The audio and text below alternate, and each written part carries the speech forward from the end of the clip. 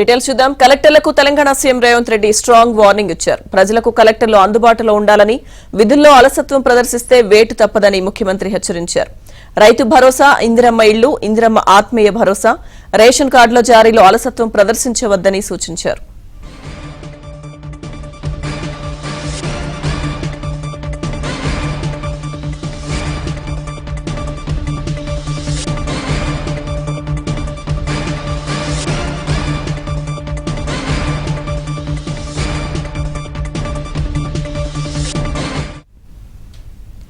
కలెక్టర్లకు Telangana CM Revanth Reddy strong warning ఇచ్చారు. ప్రజలకు కలెక్టర్లు అందుబాటులో ఉండాలని, విధుల్లో అలసత్వం ప్రదర్శిస్తే వేటు తప్పదని ముఖ్యమంత్రి హెచ్చరించారు.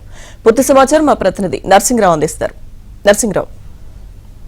లక్ష్మీదుర్గ దాదాపుగా గంట సేపటి నుంచి ఈ సమావేశం కొనసాగుతుంది. కలెక్టర్ల సమావేశానికి మంత్రులు పొంగులేటి శ్రీనివాసరెడ్డి, డిప్యూటీ సీఎం బట్టి విక్రమార్క, అదేవిధంగా ఉత్తమ్ కుమార్ రెడ్డి, సీతక్క, కొండా సురేఖ, తుమ్మల నాగేశ్వరరావు తదితర మంత్రులంతా కూడా ఈ సమావేశానికి హాజరయ్యారు. అయితే ఇది అత్యంత కీలకమైనటువంటి సమావేశం. ఈ సమావేశంలో ముఖ్యమంత్రి రేవంత్ రెడ్డి జిల్లా కలెక్టర్ల తీరుపై ఒకంత ఆగ్రహాన్ని వ్యక్తం చేసినట్లుగా తెలుస్తూ ఉంది.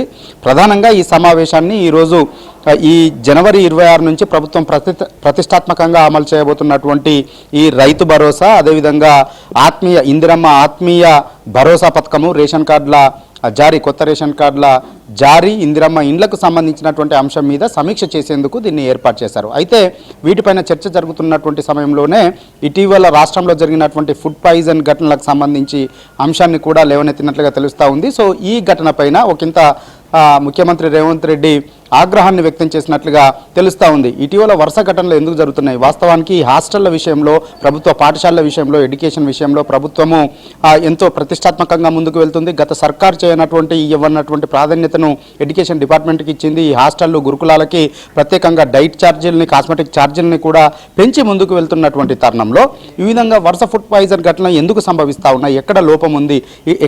ఎందుకు పర్యవేక్షణ లోపం ఉంది? ఎందుకు ఈ ఘటనలు సంభవిస్తూ ఉన్నాయి? సో మరొకసారి ఇలాంటి ఘటనలు జరగకుండా జాగ్రత్తగా ఉండండి, ఫీల్డ్ విజిట్ చేయండి, వారానికి ఒకసారి వెళ్ళి హాస్టల్లో నిద్రించండి అని చెప్పినా కానీ కొంతమంది కలెక్టర్లు ఆ దిశగా పనులు చేయడం లేదు, అలసత్వాన్ని ప్రదర్శిస్తున్నారు.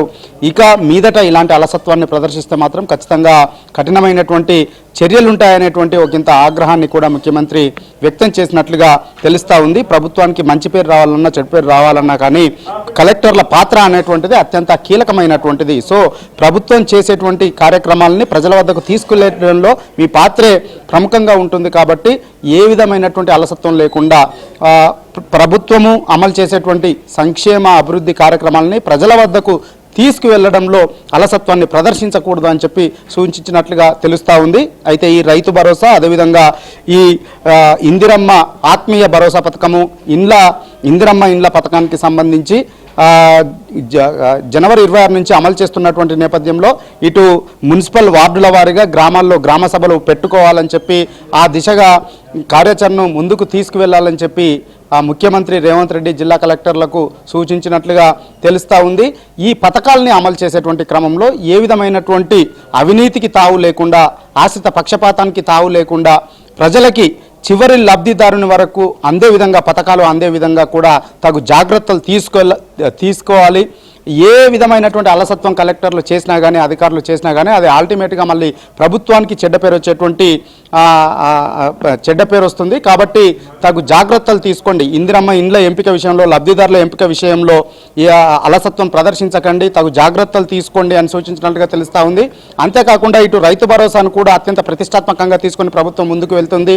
ఏడాదికి ఎకరానికి 12,000 చొప్పున ప్రభుత్వం ఇచ్చేందుకు రైతు భరోసా పథకాన్ని జనవరి 26 నుంచి అమలు చేసేందుకు సిద్ధమైనటువంటి నేపథ్యంలో ఇక అక్కడ కూడా అనర్హులకు వెళ్లకుండా జాగ్రత్తగా ఈ పథకాన్ని అర్హులైనటువంటి రైతులందరికీ అందే విధంగా తగు జాగ్రత్తలు తీసుకోండి అని చెప్పి సూచించినట్లు తెలుస్తూ ఉంది. ఇంకా ఈ సమావేశం అయితే కొనసాగుతూ ఉంది.